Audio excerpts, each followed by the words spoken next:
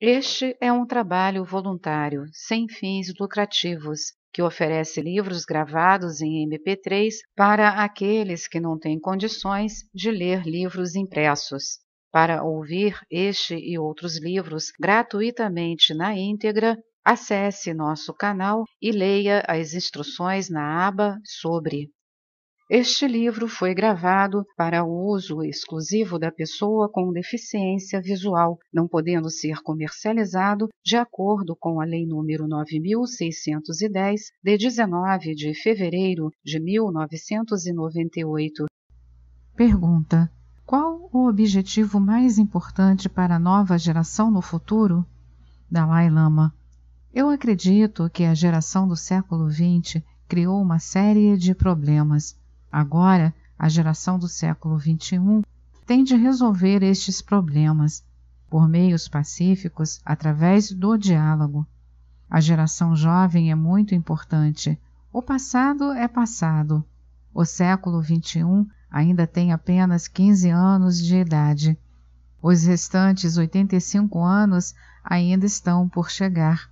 Há muitas maneiras de melhorar o mundo, de mudar a forma de pensar, a nível familiar, a nível comunitário, nacional, internacional, global.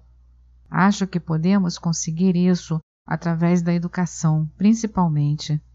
A violência é um método de ontem.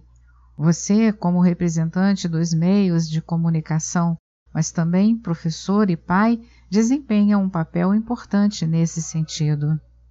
Pergunta: é otimista sobre o relacionamento a longo prazo entre China e o Tibete? E por quê? Dalai Lama: sim, sou otimista. Por quê? Somos vizinhos há 1000 anos. Às vezes, no passado, a relação foi muito amistosa, por exemplo, através de casamentos ou por outras razões. E às vezes havia lutas. Por exemplo, no século VII ou VIII, o Tibete invadiu a China, assim sem mais nem menos. O passado é passado. O importante é o futuro, e nesse sentido vejo um novo desenvolvimento. A população budista na China tem mais de 400 milhões de pessoas. Muitos destes budistas chineses mostram um interesse muito sério pelo budismo e muitos seguem os seus ensinamentos. De igual modo, muitos budistas chineses e japoneses apreciam o nosso conhecimento. Notamos que nos últimos 3 ou 4 anos na China foram escritos cerca de 1000 artigos sobre o Tibete por chineses em chinês. Todos estes 1000 artigos apoiam plenamente a nossa abordagem. Eles são muito críticos com as políticas do seu próprio governo. Isto, na minha opinião, é um sinal claro de que muitos chineses apoiam as nossas preocupações políticas. Nos últimos anos, conheci vários milhares de chineses, estudantes, professores, empresários, para além de intelectuais, escritores, e muitos deles estavam seriamente preocupados com o Tibete e eram solidários conosco.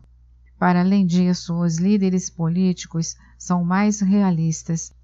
Mesmo líderes comunistas falam agora positivamente sobre o budismo. Isto é novo, mas significa que as coisas mudam. Estou convencido. A paz entre a China e o Tibete é possível.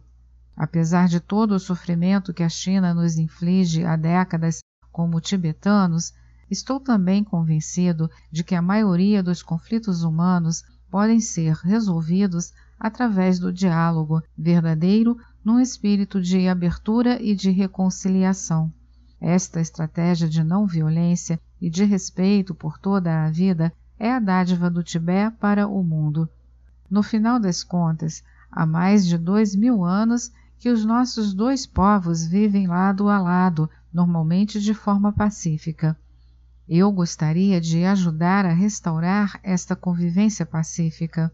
Violência gera sempre mais violência, como vemos há décadas no Iraque e em todo o Médio Oriente. Mas no Médio Oriente e na Ucrânia, a paz também é possível. De uma forma geral, os problemas são causados pelas pessoas, por isso as pessoas também podem resolver os problemas. Além disso, a paciência e a longanimidade, a humildade e a generosidade são absolutamente essenciais para uma ética secular. Durante as minhas viagens, descobri que em países menos desenvolvidos, onde há dificuldades materiais, a virtude da paciência e a satisfação desempenham um papel mais importante do que nos países ricos materialmente. A verdadeira paciência requer uma grande força interior. Há 3 formas de paciência: a paciência para com aqueles que nos fazem mal, a aceitação do sofrimento e a aceitação da realidade. Esta paciência leva a um processo de mudança e de desenvolvimento. Pergunta: como é a situação atual dos direitos humanos no Tibete?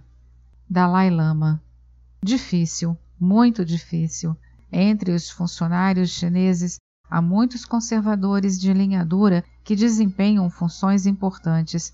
Estes conservadores acreditam que podem resolver todos os problemas através da violência e da opressão. Isso é completamente falso e irreal.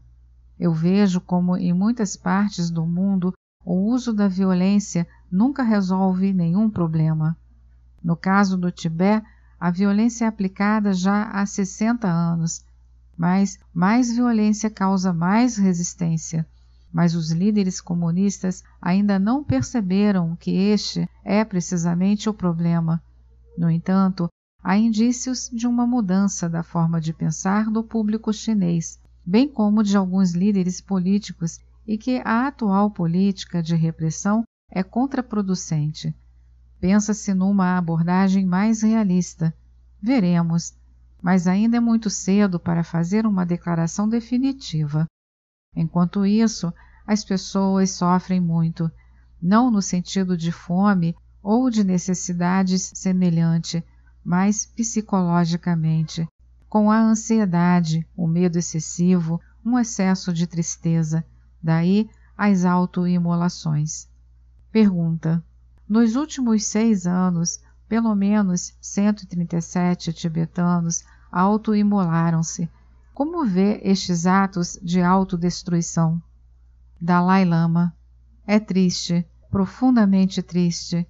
Estas ações são dramáticas, drásticas. Não sei como estes atos afetam os conservadores. Há mais raiva, mais repressão e, em alguns casos, os familiares são presos. Esta é uma questão política muito sensível. Em 2015, existem mais de 2.000 presos políticos no Tibete. Retirei-me da responsabilidade política em 2011. No entanto, os políticos conservadores de linha dura na China manipulam tudo o que eu digo. Consideram-me um demônio, por isso alteram todas as palavras pronunciadas pelo demônio. Prefiro calar-me. Quando falo, são orações, só orações. E claro, falo sobre o meu tema da ética secular. Eu sei que mesmo no interior da liderança chinesa, alguns indivíduos acham que o tema é interessante. Pergunta: a maioria desses suicídios foram cometidos por monges. O suicídio é tolerado no budismo? Dalai Lama: depende da motivação. A maioria dos tibetanos não vê a autoimolação como um suicídio, mas como uma resistência política radical para mudar as políticas repressivas da China no Tibete. Pedi aos líderes chineses e à comunidade internacional que investigassem as circunstâncias e as causas dessas autoimolações. Mas, infelizmente, foi em vão. Eu duvido muito que esta forma radical de protesto possa fazer a diferença. Pergunta: o senhor reza pelos líderes comunistas de Pequim? Dalai Lama: naturalmente, também são seres humanos, também querem ser felizes. E ele volta a rir.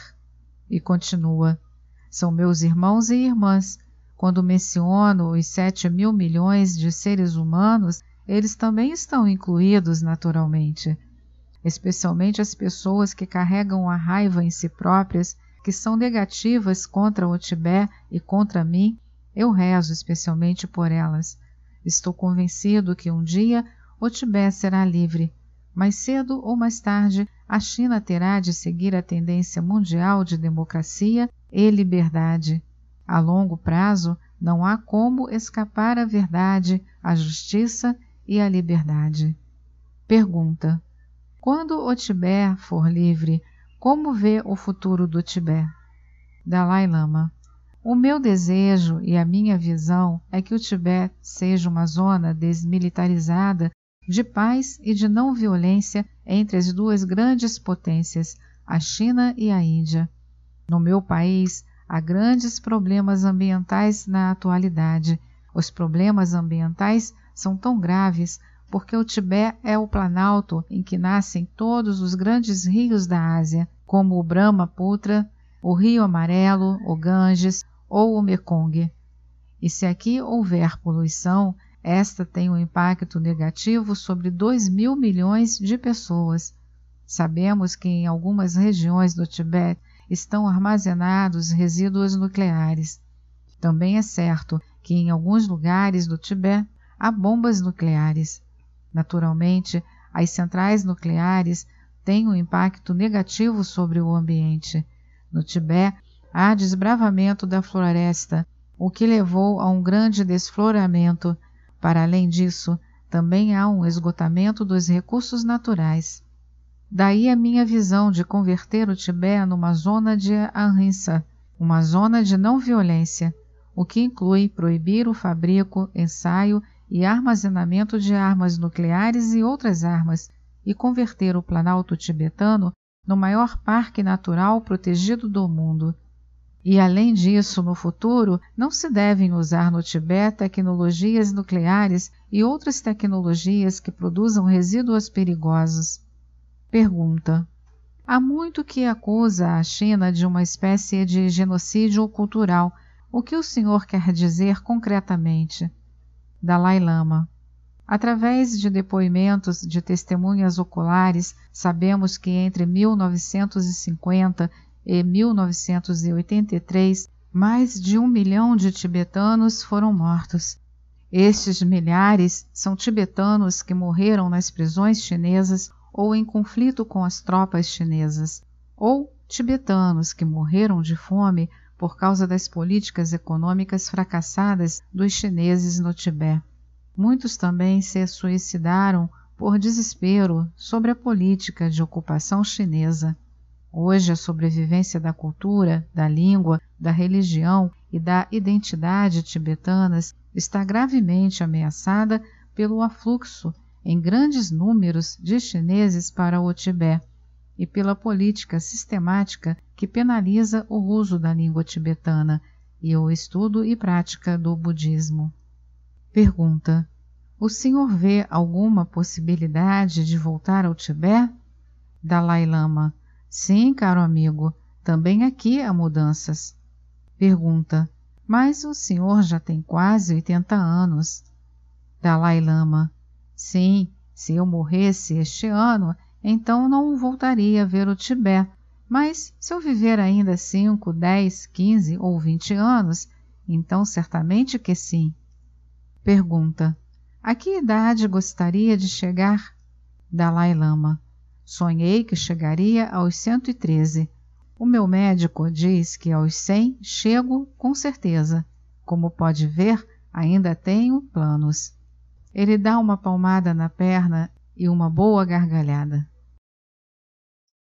Esta é mais uma edição do canal Livros Falados Voz Humana. Que o bem, o bom e o belo se multipliquem em benefício das criaturas.